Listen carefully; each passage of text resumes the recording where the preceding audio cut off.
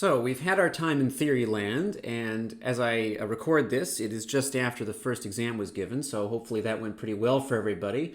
If not, they might drop the course and they won't hear this anyway. So we have a chance now to finally revisit some of those assumptions that we were making back in the theoretical stuff we were talking about for the last few weeks. But we also have a chance to maybe take a break from theoretical stuff and talk about things from the exact opposite angle. So this sequence, and there are 4 parts, 4 recorded lectures I'm going to produce here. This sequence is talking about something called entity relationship modeling, and the key currency of this is what's called an ER diagram. So we've spent a lot of time talking about if you're handed this set of data, you're handed a table or something, how would we convert it to a normal form? How do we assess what functional dependencies might exist? And we can think about this as what you might do if you're handed some existing data and told to wrangle it into shape. And it's really important that you exit a course like this understanding the importance of doing that. So if you have data that's already in bad shape for some reason, how to adjust it, how to split it up, how to do a decomposition to put it in a normal form. But if you think about it, really, that isn't the use case aspirationally you want to be working with. If all has gone well, then before the database was first created, before even the first row was put in the first table, somebody sat down and designed things properly. They already ended up with a normalized schema without needing to do any decomposition. And if we're lucky, if we follow the right design principles, we might actually be able to produce that. So what I want to talk about is something called data modeling, which is the topic of, given a description of what you want out of your data, the way the data relates to other data, how do we design a database that can sustainably store that stuff? And I don't just mean sustainably in terms of how will you accomplish the direct objectives of the project in front of you, but if you think about the way databases work, you could have been asked to design a database for a bank in the early 90s as they were going online. You could have been asked, or actually even earlier than that, because banks have been maintaining electronic records for far longer than the internet has existed. You could be asked to design the university enrollment system, and we'll see that as one of our first examples. And when you're first asked to design a system, so for the bank, you might be told every customer will have 1 or more accounts, you want to transfer money between them. If you only focus on achieving the immediate objectives, you could get yourself into trouble. If you take shortcuts related to what you are asked to do, which is something designers will do occasionally, then you run the risk of later discovering the system is completely inflexible. That is, it only extends up to the point that it was designed, as opposed to being designed according to what we would consider in a modern sense best practices, which is a design that can be expanded as needed, a modular design. And so data modeling is one way around that. So we can find a way of describing our data in terms of its relationships with other pieces of our own data. And we'll use this format called ER diagrams for that. And then we can actually convert that. It's actually a very mechanical conversion into a database schema when we're done. So the first thing is that ER diagramming is not a standardized notation. It's not like, some of you might have used a notation like UML before, which is more standardized. ER diagrams aren't. And that means if you look them up, you might find tons of differing styles for ER diagrams. For a lot of different reasons, I can't mark all of the different styles that are out there. The big one is I don't know all of them. But also, even if I knew more than one of them, it isn't really fair to allow some people to use a different style because maybe there are different challenges with different styles. And so we are going to force everybody to always use this one format that is the one used in our textbook. And I've posted some chapters out of a similar book that uses the same format. It should actually match our textbook pretty much exactly. On Connix, and you can take a look at those. So it says to take a look at this page. I talked about this in the lecture on May 21st, the nuance of where these chapters really come from. The key there is that if you attempt to use a different format, regardless of how rational it is, or even if you describe it to me, it will not be marked. So if you hand in a diagram that's not using our format, it'll just get a 0, and that'll be the end of that. So it's worth considering that we've spent this time in theory land talking about these very low-level assumptions that we're making about data. So talking about things like, here's one functional dependency that causes trouble, how do we address it? Because we're going to be now addressing this at a really high level, maybe it's a good opportunity to revisit some of that stuff, to talk about where a lot of those assumptions were coming from. We'll see early on, in a few minutes, we'll actually see one of the motivations for why 1NF, why first normal form is a thing. So here's a task. This is the kind of task maybe before you took 370, you might have imagined a database designer has to deal with. A lot of people getting into a databases course, especially at UVic where we put off our big formal database course into the third year, is they think, okay, so what do people do with databases? Well, they run SQL queries. Certainly there's the stereotype that database courses are full of SQL, but I guess also they design them. And so you might have thought of a design task like this. Design a database for an enrollment system. And then you're given some vague parameters like you want to track specifically students, instructors, courses, grades, and tuition. Now, we have to prune our example back a little bit. The university's real database for this, that's maintained via the system you can access with MyPage, is incredibly massive, and it tracks everything, including stuff like HR details of each employee. So it's a massive database tracking everything. We'll just constrain it to the stuff that you're more likely to be familiar with. So the reasons you get a request like this is somebody's hired you or something to produce this database, and they just say, look, here's what I need right now. I need a database to do these things. Now, off the record, even though this is being recorded, if you're hired as a contractor paid by the hour to do a specific thing, you might want to advise your employer that there are reasons why that can impose limitations, but if they insist, just go right ahead and do it. They'll have to pay you again later to make the system more general. If, on the other hand, you're a career employee and you know in advance that the current needs of the database may not be the future ones, it's really important to have a design that's flexible. Now, either way, contractor or not, there's a lot of nuance to working hourly as a contractor, and we can talk about that in the office hours, but contractor or not, you should still use the proper modeling practices to design it, because even in the case of servicing the immediate needs of the system, you have to be careful that you don't introduce some internal contradictions. And so the issue here is that saying, I want to, I don't know, maintain class lists or something, design a system to produce class lists, that's a bit short-sighted. When the university first started taking students, they might have said, let's keep a database to maintain our class lists, back when there are like 100 students in the whole university, and that's the only challenge that they had if each student is taking 5 classes or something. But it became, I'm sure, clear pretty quickly that tracking where the instructors are and making sure instructors aren't teaching in 2 places at once is also significant. And so we need to understand that when we design any of these systems, even if our requirements have been set in stone, we have to be very careful not to focus too much on one single purpose. We can certainly prioritize things. So if we know that the system should track all of this stuff, but that certainly you're going to be doing a lot of class list production, that's a good reason, I guess, to make class lists fast to produce, but not to box yourself out of being able to do other things, even if you're doing them slowly. And the problem here is that we do have to make some restrictions. That there are reasons why our data models have to be restricted in some ways. And we can't avoid that. But if we're not careful and we don't make those restrictions in a sensible manner, then we end up with a data model that sort of becomes garbage after a while. We outgrow it so quickly, and the way we outgrow it is so inflexible that we basically have to throw it out and start over again from scratch. And so the issue here is that if all we're doing is maintaining class lists, or this simple class list system, then the university ends up with 20,000 students, and you want to generate a tuition statement for each of them. That's going to end up maybe causing some trouble. And I'm going to demonstrate that in the next few slides, that if we're not careful and we're too focused in our design goals, we may end up creating all sorts of trouble for us later. And again, if you're an hourly contractor, that's one thing, and that could be very productive. You'll get some more hourly contracts later to fix the system. But if you're thinking about the design of the database long term, you do want to build in the ability for flexibility, maintainability, and the usual software engineering priorities. So we should actually be more specific about our requirements, and we're going to find that the most difficult thing in this segment of the course is accidentally making an assumption based on what makes sense as opposed to what is possible. So we might say things like, well, a course is, we can think of a course in a university as something that's taught by a person who's called the instructor and taken by people called students. And so a course always contains students, and otherwise the course wouldn't exist. And we think that makes sense, sure.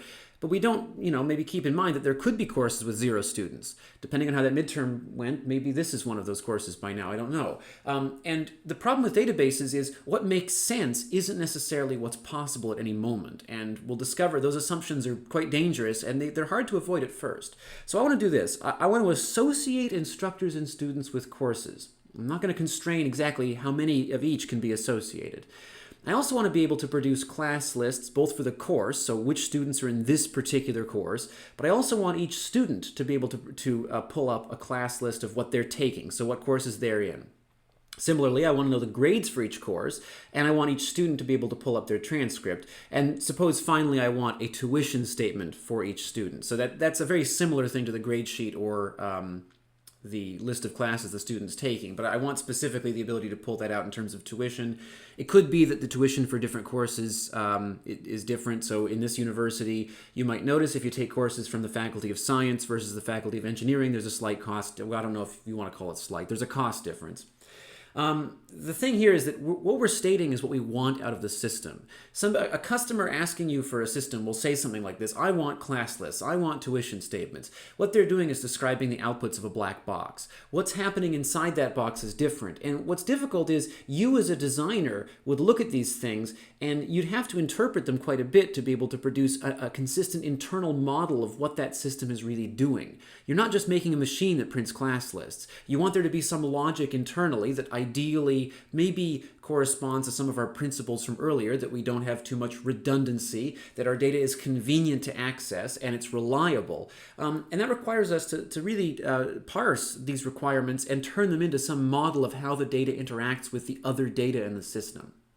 So just to prove that point, suppose we focus so much on making class lists that we decide that we're going to represent our data as a set of class lists. So what I do basically is I just make a table for each course. There's my class list for CSC 106, and there's my class list for CSC 225. Great, okay, I have class lists now. And so I've satisfied the first requirement on my previous slide. Easy. And arguably I can satisfy things like grade sheets or whatever by doing a similar method. So I could add a column for grade here, and then there's grade. Great. That would give me grade sheets. And if I want the list of courses a student is taking or the grades for that student, I could work through these class list representations to get it. So certainly, if I design my system as a set of class lists, it's dead easy to get a class list. All I do is go looking for the table corresponding to the course I want, and there it is. But I'm also able to pull up the list for each student. I could say, okay, here's Neil. Neil happens to be in 2 different courses. Tell me all the courses that Neil is in. Well, we loop through all the different class lists, and we acknowledge that might be a bit slower, but there have to be priorities. Some things are fast, some things are slow. We loop through all the different class lists that we have, and we observe, okay, well, there's Neil there, and there's Neil there. So Neil's list of courses is CSC 106 and CSC 225. So that's possible. And so we don't lose anything necessarily from the basic requirements by doing this. There's a couple of other issues that may not show up in the client's requirements, maybe because they haven't thought of them, maybe because they don't yet have a use for these things, but they're things a database designer should still think about. So the first one is, if I ask how many students are taking nothing right now, and that happens all the time. At UVic this semester, certainly in the summer 2020, there are plenty of students that are on the books that are not taking anything because they've decided to take a break versus taking online courses, and that's fair enough. The problem with this representation is, where are they? So if I ask, list all the students taking nothing, well, how do you find them? All you have is a list of students taking each class. There's no list for the students that are in nothing right now. So what do we do about that? Well, if you were handed this database, somebody else had designed it badly, and you were told, fix this problem, and you're a contractor and we'll pay you for a small enough number of hours that you can't redevelop the whole database. You could come up with some weird sort of kludge, like, make a new table for nothing. There's nothing. And then just make it be like a course table. You could say, okay, there's ID. And so you can make a fake course for nothing. And that's just where you put every student that isn't currently taking something. And you can see why that leaves a pretty bad taste in your mouth. I mean, you'd be paid nicely as a contractor, but you'd walk away from that job and change your name or something because we wouldn't want to be identified with that solution. There are times you have to do things like that. If you already have a database with millions of records, you occasionally have to try dirty tricks like this to get around it. But you can see that we really don't want to be designing databases from the ground up where that has to be the solution that we use. So one issue here is that students taking no courses is something that can occur. You have a meeting with a customer about this. Do you think they're going to think about that in the first meeting? Unless they've brought with them a deck of, like a novel of requirements, is it possible they might miss a special case like this?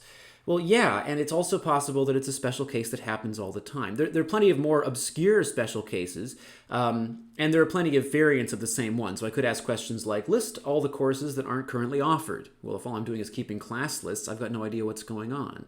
I also might notice that this doesn't give me an easy representation for things like who's teaching what. Where in the table do I put the name of the instructor for the course? And so there are some aspects to this that we can see. Maybe it's a bit too class list focused. And so we have this course-centric representation, and so things that don't fall into that, like instructor assignments, which are course-centric but not really class list-centric, don't really map well into our system. Anything we do to try and include them or include those students that took nothing is sort of duct taping on a solution. It doesn't really integrate with the real model that we're implementing here, which is a set of class lists. And my point is, I think keeping a set of class lists is the wrong way of representing this data. There's also this issue, which, occasionally you run into this problem and you can't fix it. But here, I just want to observe. So we've got, again, I'll pick on Neil here. So we have Neil, and Neil is majoring in anthropology. And suppose that Neil wants to change their major to health informatics or to economics or to psychology or something else. We might notice that because we've stored major in every table that Neil occurs in, if I want to change Neil's major, I have to go and modify a whole bunch of tables. I have to do a search for every occurrence of Neil's ID, and then I have to modify the table. And we know already from looking at normalization that there's a certain kind of redundancy happening here that we don't like. We want to store the majors in one place, and this model hasn't given it to us. And of course, the biggest risk we take is we might accidentally forget to change one entry, and so we change, I don't know why I chose health informatics, which is the longest one to write out. Oh, sorry, health information science. Occasionally we abbreviate it to health informatics. The issue we might have here is that we change Neil's major in one table but not another. And we know from earlier that that means that the whole database is sort of worthless. If it could contain contradictory data, which piece of data do we believe? So we have a bit of an issue here. And we want to remove that redundancy. Maybe you could make the argument that that could be removed by coming up with this design that's course-centric and then doing some normalization or something. I want to make the case that if we're careful, we can have our cake and eat it too. We can design the whole thing from the ground up before any rows have been inserted into any tables, such that the set of tables we get is very likely to already be normalized for us. And then any additional normalization we have to do is sort of secondary, and it comes down to fixing small leaks in our design as opposed to having to completely overhaul the design, or even worse, duct tape stuff onto it because we notice shortcomings in it. Okay, so we of course now have to state a bit more detailed requirements. And the key here is that the phrasing I've used is we want to state the system in terms of the data. I don't care what I want out of it. I mean, I want class lists, I guess, but let's not state the requirements for the system in terms of class lists. I certainly could state these requirements, then say at the bottom, hey, if you have to optimize to do one particular thing, make it fast for producing class lists. But let's not focus on class lists or grade lists or transcripts or anything else. Let's instead talk about what I want to represent. I want to represent students. I want to represent the courses they take. I want to represent the people teaching those courses. And then eventually I want to expand that out to things like tuition, maybe departments or majors or something, but we'll start small. Students, instructors, and courses. So what is a course? Okay, well, a course will be something with a name. So the name of CSC 370 is formally Database Systems. At UVic, we use a cryptic course code to refer to each course, which is a bit of a holdover from a bygone era when we used to register. Our registration system used to be on an ancient mainframe in the basement of the Clearview building that I believe was removed by a crane or something around 2007 or 2008. So our course's name is CSC 370. That's our course code. And every course has an instructor. Now, we actually have to make a couple of assumptions here, which we can undo later, but for the sake of starting small, we might want to constrain the number of instructors a course can have. It's worth observing that there are cases where courses have no instructors or 5 instructors, but maybe we'll just start simple and say each course has 1 instructor. Students can take 0 or more courses. So a student could take 0 courses, a student could take 10 courses. We might later want to impose limits. We'll see that although we might think about common sense limits, like for example, there is a regulation I think that says you can take at most 7 without extra permission. We don't want to encode things like 7 course limit into the database because who knows when that's going to change. Any limit we encode now is permanent, it's universal, and it applies forever. If we want to impose soft limits that can vary over time, that's something we would do with software constraints later. And we can then modify the software constraints as need be. Or we could just do it by essentially pulling reports and then reconciling them offline, as opposed to designing them into the database. So students take 0 or more. I know that they can't take a negative number of courses, but we allow them to take, for now, 0 or any other number of courses. And they receive a grade for each course they take. They don't receive a grade for a course unless they've taken the course. Students also have a home address, an email address, a contact phone number, and a major, or they are listed as undeclared. Notice that I've already built in that sort of escape clause there. We can't assume everybody has a major. There are cases that happen all the time. Some of the people taking this class may not actually have declared a major yet, so we have to have something, a catch-all to put them into. And there's an argument, we'll get back to this, I think in part 2, but there's an argument that, oh, well, just make up a fake major called undeclared. Yeah, really, though, if you're going to require everybody to have one major and you make up a fake one, wouldn't it have been better to design the database differently? So we're trying to avoid falling into these traps of having to impose a design that has some restriction and then work around the restriction because it turns out it's not reasonable. Instructors can teach 0 or more courses. So in some cases, their semesters or years may pass when a particular instructor does not teach anything. Each course has one instructor and at least one student. So this is a weird one to encode into the requirements. We're going to do it for now just because we want to start things off slowly. You might notice when the fall registration finally opens, I think it's going to open on June 1st or so, that of course at that time in the database, every course has 0 students and many courses have 0 instructors because there's some courses that don't get staffed until later on. So we don't want to necessarily make this assumption, and we should flag it as something that's unrealistic but necessary for the contrived example. And so the note at the bottom points that out. There's a lot of stuff we're missing. We want to be conscious of these assumptions, but we have to make a couple of them just to get started. So, entity relationship modeling is a diagramming technique. It's a relatively formalized style of diagram. There's no universal standard for it, but within each particular school of thought, it's a pretty formal style of diagram, and the idea is it should be so formal that we can convert it mechanically to a database schema when we're done.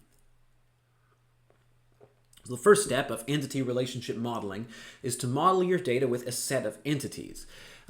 We can think of an entity being a student in this context. There's an entity, we draw them with rectangles. I tend to use green, the color scheme though I've just made up myself, but rectangles are a big deal. We don't want to use ovals, we don't want to use diamonds or triangles or anything else because we use those shapes for other things. So an entity is drawn with a rectangle.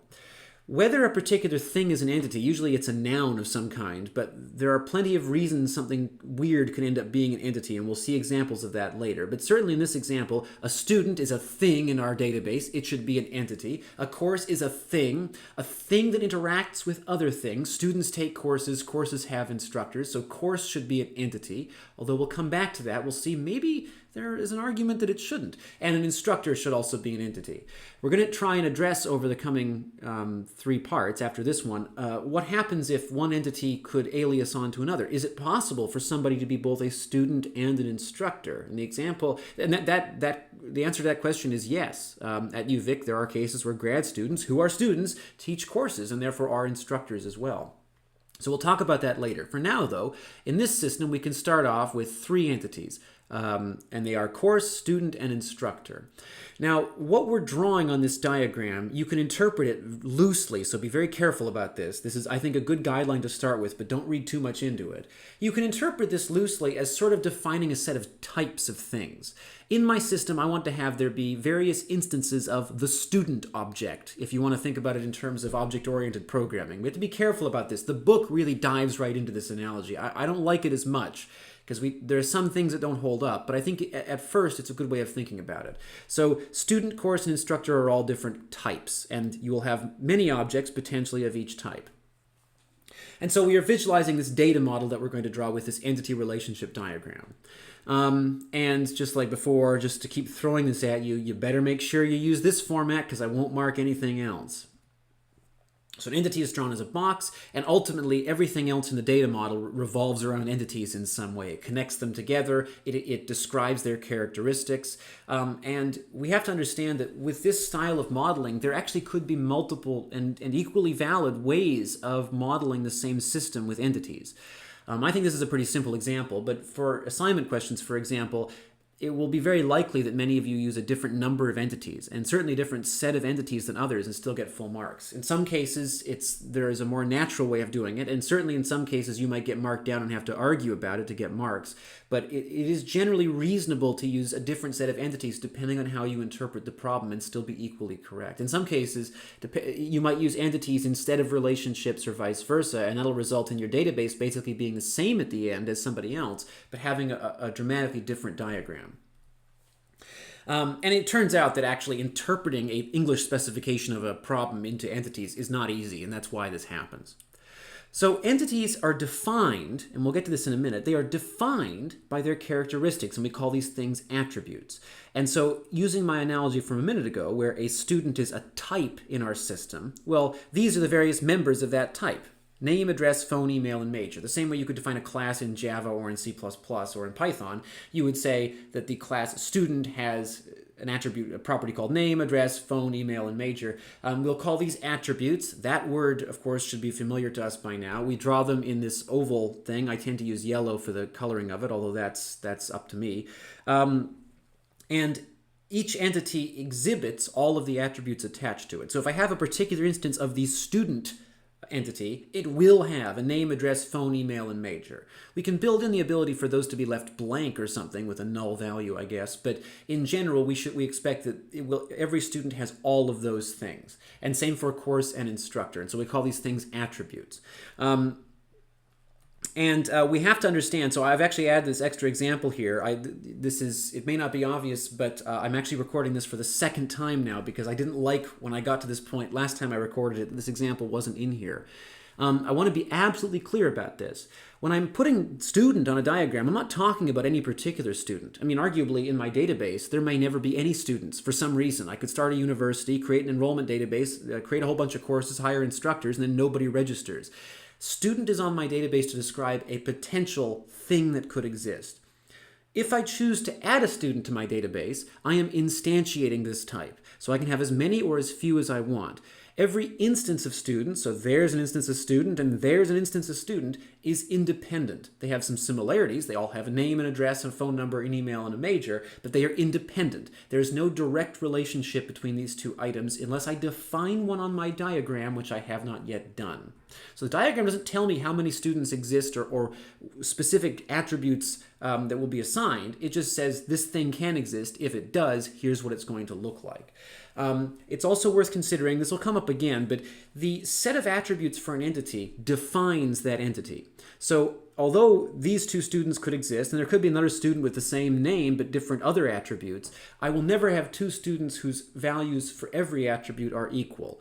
And this shouldn't surprise us. It turns out, frankly, the spoiler here is that the entities, the set of all entities of a given type is represented by a relation in a database. So we know already we can't have two duplicate rows.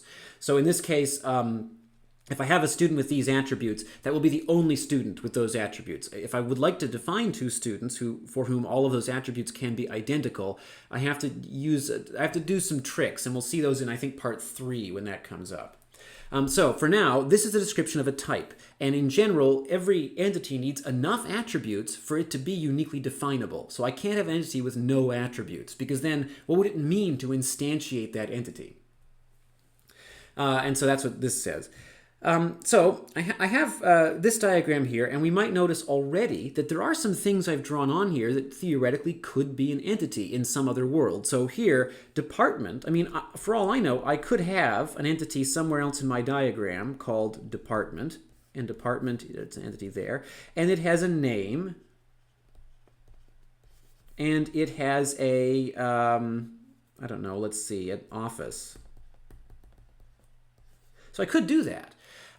There are plenty of situations, plenty of data systems where you would want an entity for each department. If you were keeping track of the university's entire infrastructure, you'd want to know under the Faculty of Engineering, there's a Department of Computer Science, a Department of Electrical Computer Engineering. You would want to keep track of all that stuff. So why did we decide to represent it just as a tag on each course?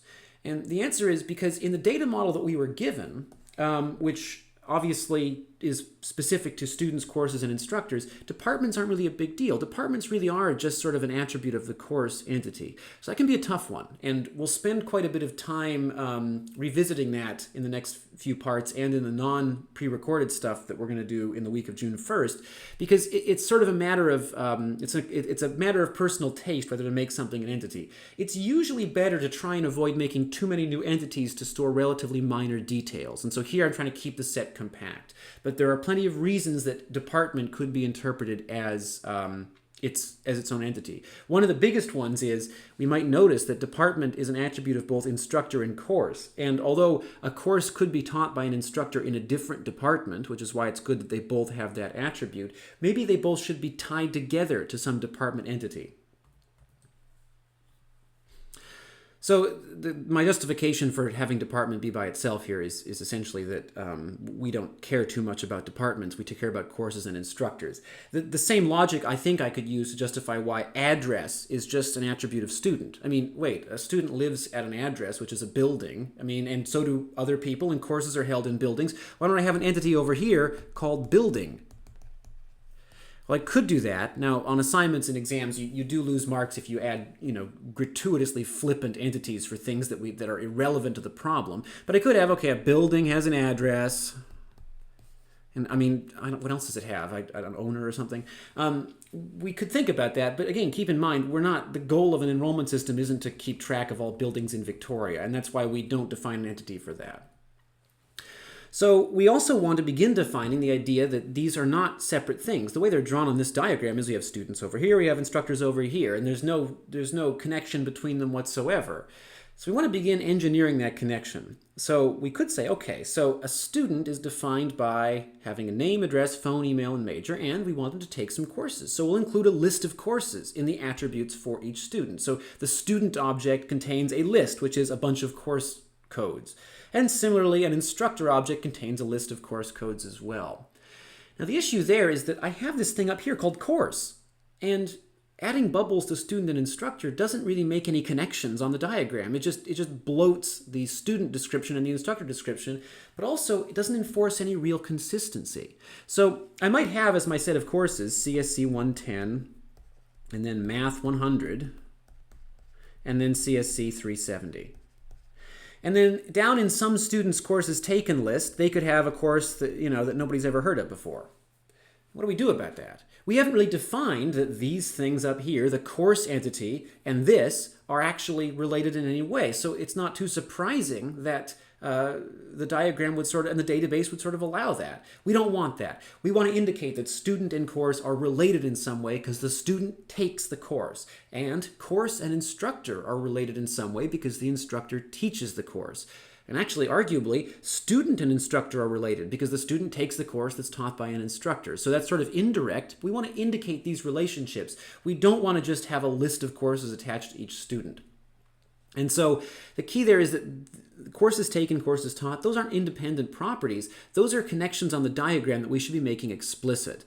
We might also observe that having a list of elements sitting inside of an object is exactly the criteria that would violate 1NF. Back when we discussed first normal form, we talked about how having connections inside our database that are buried inside lists stored in a cell of a table is a bad idea. And so we're actually seeing the same thing here. This is another way of looking at the same problem. And the slides get to that over a lengthy discussion. So the way that I would draw this on the diagram is I would add a relationship, which I draw in this sort of purplish diamond here. And when we see a relationship connects two or more entities.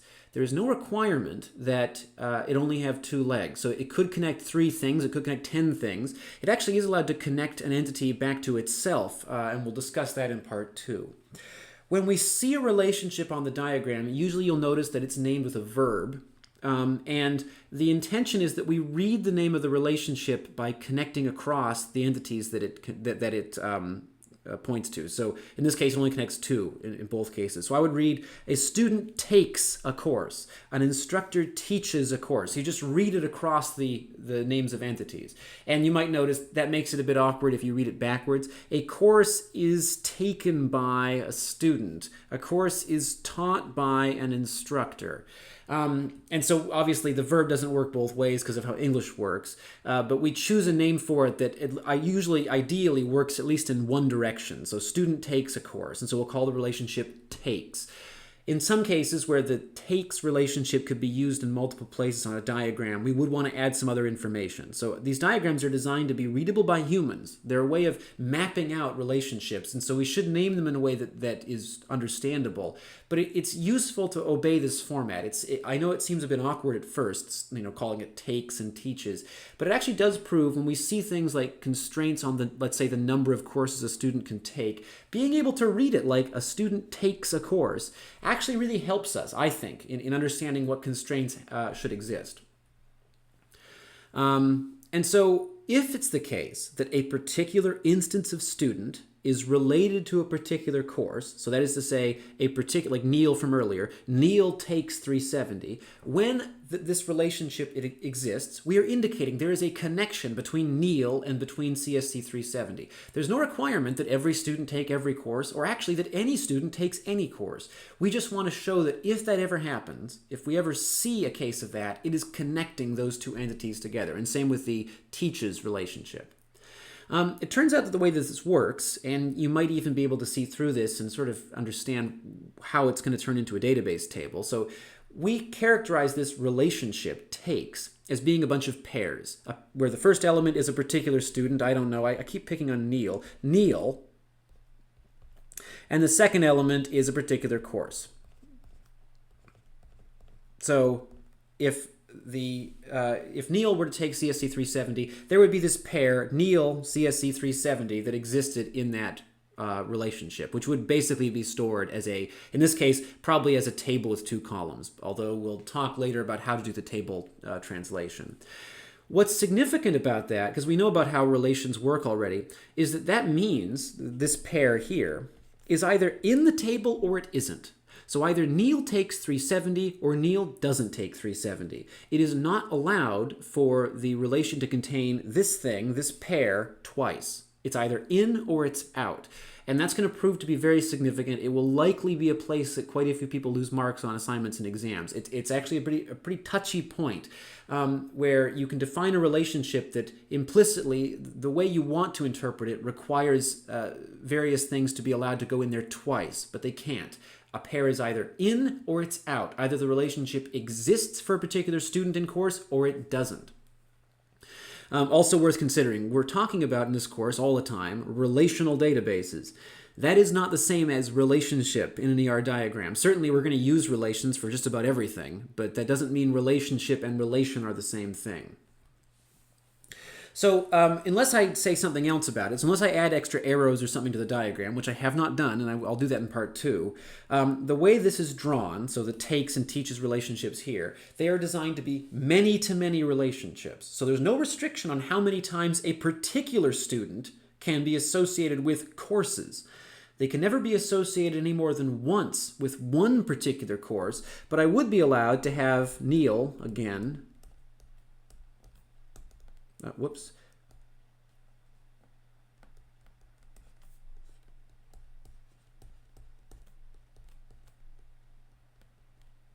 I'd be allowed to have lots of different pairs involving Neil, as long as I make sure that the same pair isn't occurring twice. So Neil could take as many courses as Neil wanted. Similarly, the many-to-many applies on the other end. CSC 370 can have as many students in it as choose to take it, or as we choose to represent as taking it. We will see later that there are times when it's useful to represent what's called a many-to-one or a one-to-many relationship, where, for example, a particular student might be allowed to have one major. They can't have 5 majors. And so we want to restrict the number of times a particular student can appear in the relationship. But by default, with no other qualifiers given, a relationship is many-to-many. And we'll see later that a lot of times we want to use restrictions. We want to say that, for example, a student can be taking at most 5 courses or something. We'll discover that even if we think that's common sense, it's probably better not to encode it into our diagram and our database unless we're guaranteed that it's a universal law. And this is just pointing out that thing I mentioned earlier, which is that if you could consider one particular student and one particular course, that is either going to be in the relationship, they do take the course, or not. It can't be in there twice because of the way sets work, and because a relation fundamentally is a set. And so you might notice that although we haven't drawn it in, and we shouldn't draw it in, there is a relationship that appears that's evident in this diagram between student and instructor. Because it dovetails, student can take a course and an instructor can teach that course. It turns out that this is really useful, that having this relationship be implicit and obvious. If I look at the diagram, it's pretty clear that student connects to instructor indirectly. It's really useful to see this because it turns out later on, when we begin writing queries, it'll become obvious to us if I ask things like list all the instructors that a particular student is taking courses from. It'll actually be obvious by looking at the diagram what sequence of operations have to be performed to actually get that data. Because these are many-to-many relationships, there is no requirement that any student be taking any course or that any instructor be teaching any course, or in fact that a course can't have 10 instructors or 0 instructors. And we'll have to get later to restrictions we can add for that. So the existence of a relationship says something can hold. It does not say something must. Under no circumstances does this require that a student takes a course. It just says that we may relate a student to a course by the takes relationship if our data allows it. And of course, what this is saying is therefore that some students can take courses, some students might not. These relationships say nothing but that a possible connection may exist. If we want to force something, so for example, a student must have a major, an instructor must teach at least one course, every course must have one instructor, not 0, not 2, we have to add extra notation to the diagram. And we'll see later that it turns out usually less is more. We'd rather not add the notation. It's better to play it safe and not add it, but we do have notation we can add to force relationships to exist. It's also possible for a relationship to have attributes. So an attribute in general is a piece of data that's tied to the existence of something. So a name, the student's name, is something that's tied to each particular student. And it turns out for entities, the set of relationships defines, or sorry, the set of attributes defines that entity. So in this case, a student is defined by the combination name, address, phone, email, and major. It's also possible, though, for a relationship, so a pair of things that are related to each other in some way, to can create, I guess, extra data. And so one example would be a student takes a course. A student doesn't receive a grade just in general. They don't have a grade attached to them by default. And certainly the grade they get in each course is different, so we couldn't easily do that. We don't want to store a list of grades or something. Instead, a student receives a grade for every course they take. They do not receive a grade if they don't take a course. So a student that never takes any courses wouldn't receive any grades. So in that sense, the grade that the student receives is not a function of just the student. Similarly, the grade that a student receives isn't just a function of the course, because different students in the same course will receive different grades.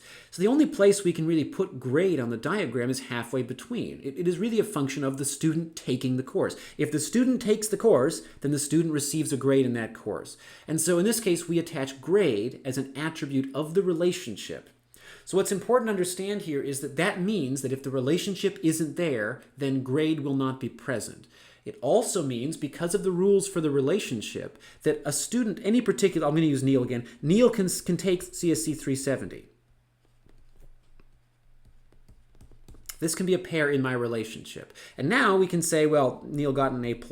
Great. So Neil has a grade in that course. But because Neil can either be in a relationship taking CSC 370 or not, there can be at most one grade for the pair Neil CSC 370. That's it. So the way this is currently modeled doesn't allow Neil to take a particular course more than once. No student can receive more than one grade in a course using this data model because either they do take a course and do get a grade, or they don't take a course and don't get a grade. There's no option to take it more than once. We'll see that the remedy we generally have for this is to separate course into not just CSC 370, but also maybe course offering. So CSC 370 Summer 2020. So either you take it in Summer 2020 and you get a grade, or you don't. But you could take it in both Summer 2020 and Fall 2020. So we will see that there's a way that the diagram gives us to remedy this problem. But for now, either a student takes the course and gets a grade, or they don't. There's no option to take it twice. And so, of course, the slides are a bit behind us here, but it's pointing out that we're not going to have a grade for a course unless the relationship exists. And if we were to delete the relationship, if we were to say Neil has been removed from CSC 370, then the grade would go along with it. So either the relationship is there and so is the grade, or not. And it's the same as an attribute or anything else. You don't have a name unless it's attached to a particular instructor entity. And so this is just putting a placeholder. We'll talk later about what do we do if we want a student to be able to take the same course more than once and get a grade both times.